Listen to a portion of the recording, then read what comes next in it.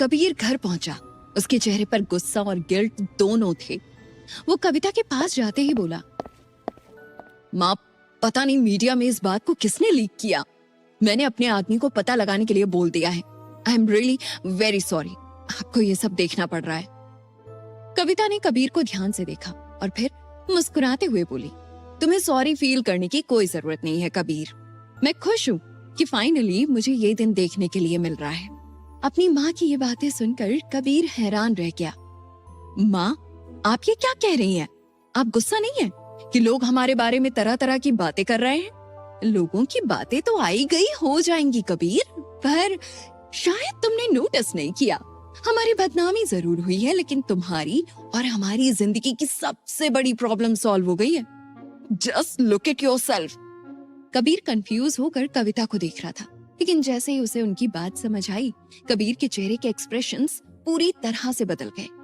अविश्वास से उसकी आंखें चौड़ी हो गईं। वो धीमी आवाज में बोला, पर ये कैसे पॉसिबल है?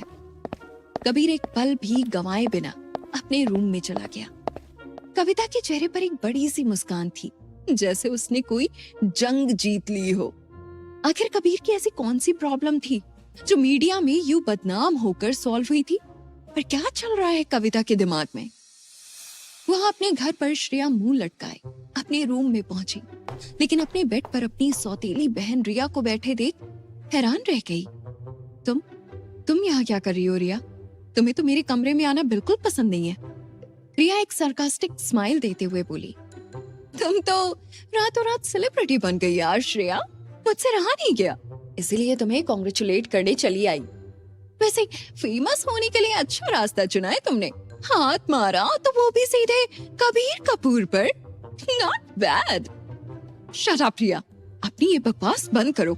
And for your kind information, मुझे उस कबीर कपूर में कोई इंटरेस्ट नहीं है।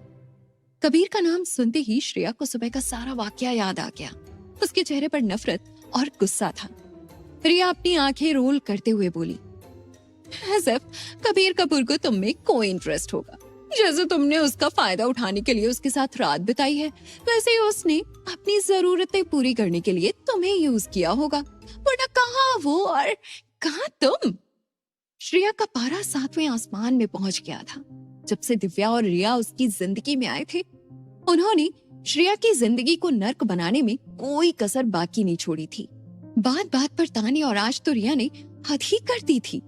श्रेया गुस्से में चिल्लाई, just get out of my room Riya, मुझे तुमसे कोई बात नहीं करनी।